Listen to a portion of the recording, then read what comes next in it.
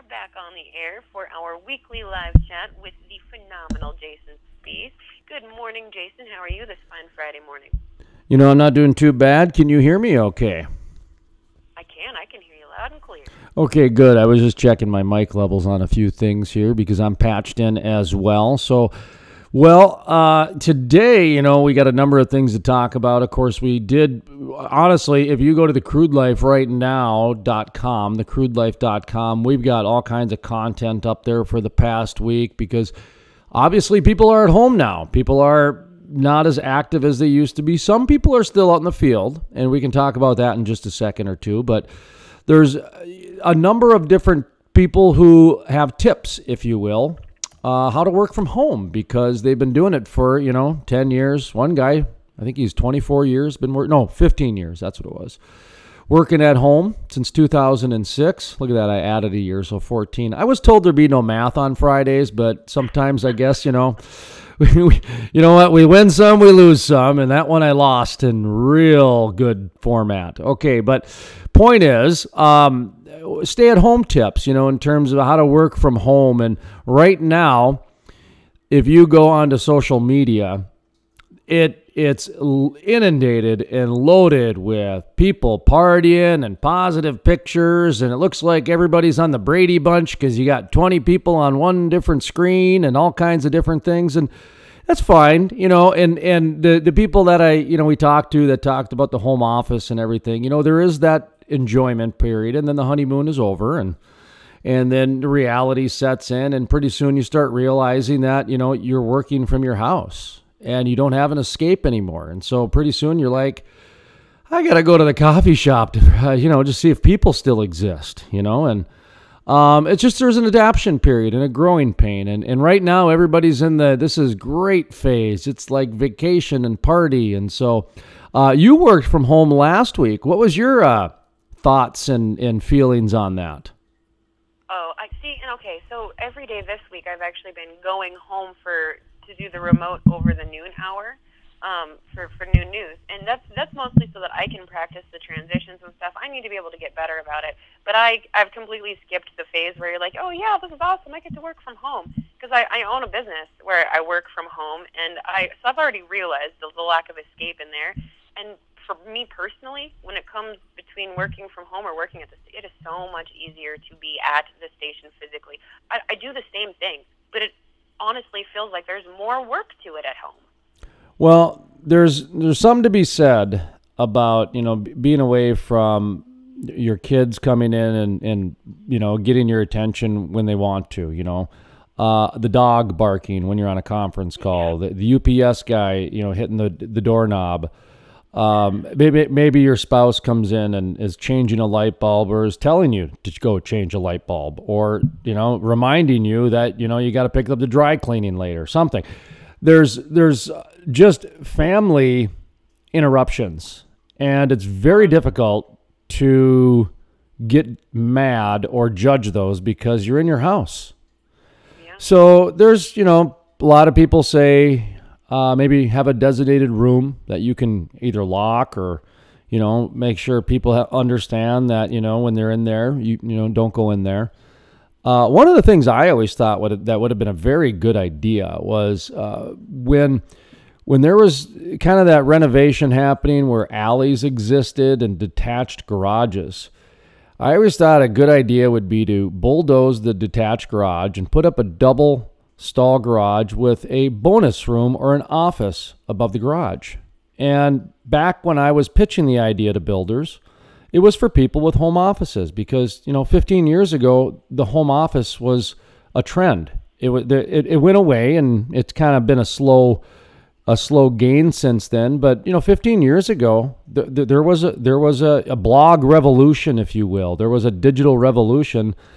And I always thought, the idea of physically leaving your house and even walking 20 feet to a detached garage on an alley, and then you go up some stairs, like, I don't know if you remember the show Growing Pains, but Mike Seaver lived above the garage, and he was, 20 feet from his parents' house. It would be similar to that, but then you'd physically be away from your family activity and interruptions, and you would be in a home office. And then, of course, when your kids got older, you could turn it into a place for them to hang out, or maybe, you know, first year of college type of a place. But what I'm getting at is there is an importance when you do work from home to have a certain isolation area to work. Otherwise, you have interruptions. Oh, yeah. No, absolutely agreed. It's nearly impossible for me to get stuff done if I'm outside of my office at home. And, you know, another thing that I've found that I don't like, that it works as well as people say that it does, but when you're working from home, I know that I automatically have the urge to just stay in my pajamas all day. And when you don't have to actually get ready for the day, sometimes your brain and body don't turn on to be as productive during the day. So it's actually true. Having a separated area and then actually getting ready for the day, even if you're not leaving your house, those are some of like the best tips that I personally have found. I have a friend who he dresses every day. He wears a collared shirt, and even if he doesn't even have a meeting, he'll dress like that and wear it around the house. And I always thought that was kind of bizarre, but hey, to each their own, and that's what works for him. And so, it's about just getting in the right mindset and getting in the right environment. You know, he doesn't have any kids, and his wife works at an office, so he's home alone all day. And all he has to do is take the dog out a couple times, to go to the bathroom, and other than that, so it works for him. And it's a little different, when you got kids, sometimes sweatpants are sweatpants are nice, It's just kind of nice when you don't have to care about your hygiene for a little while, I guess. I don't know. Anyway, so that's something that we talked about this week with quite a few different people, talking about the transition and then moving to different softwares, whether it be a Zoom software or a Skype or some kind of teleconferencing. And, that's the new norm for a lot of people. And, I did have a conversation with someone too. And this is a little bit of a reality check that I think is going to help illustrate what's going on out there in the world.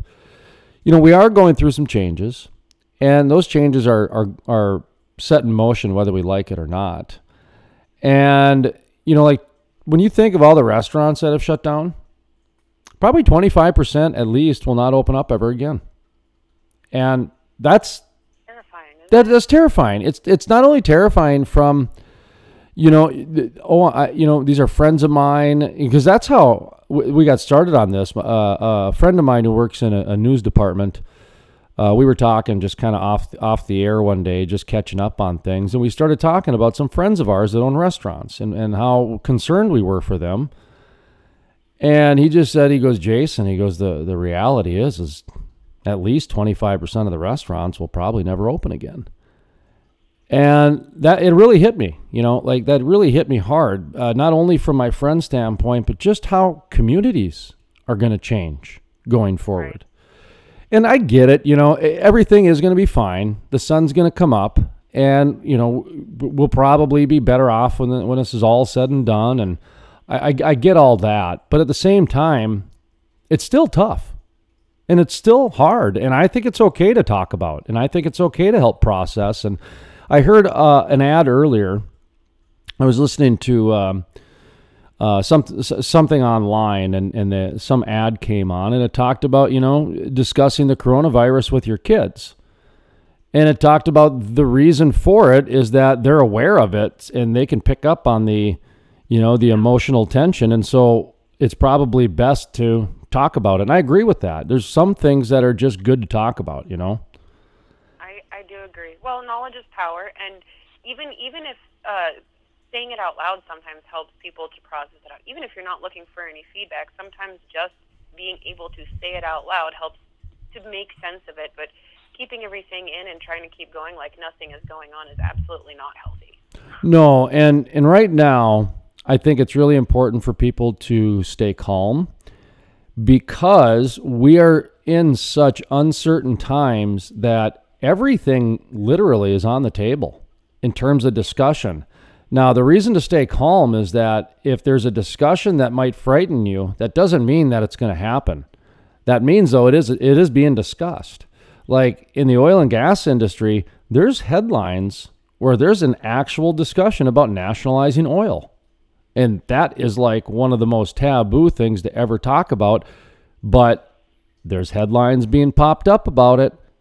And that tells me that, yes, everything is on the table. And so we've actually had several conversations about that on the Crude Life this week, and nobody's in favor of it. And we're giving and they're giving the reasons why. And, the Crude Life is trying to educate and explain why the people in the industry think that's a very bad idea. Now, will it get relayed like that? And will people think like that? Who knows? I mean, a lot of people will look at the fact that we're even having the conversation and demonize us for it. So we're hoping that people stay calm through this and really understand when it comes to your leaders right now, everything's really on the table for discussion because really nobody knows what to do yet. True, unprecedented. We are in unknown times, an evolving situation with lots of unknowns. Yep. Well, I see the clock, and I better wrap her up. So if you'd like to check out our content, it's available at thecrudelife.com. Of course, you can listen to the radio station here and check out our weekend programming and updates, etc. So we'll check in with you next week, okay? Sounds like a good plan to me. Thank you, Jason. Thank you.